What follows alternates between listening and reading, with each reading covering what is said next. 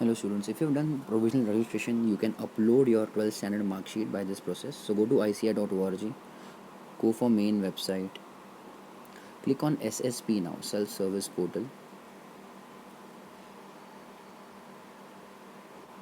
Enter your user ID and password, that is your student registration number and password which you have received on email. If not, create your signing over here, student enrolling for CA course, and click on then login. And then click now on click here to access the student SSP portal.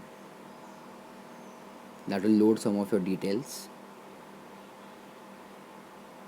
And now let us start with the process of updation of your 12th standard mark sheet.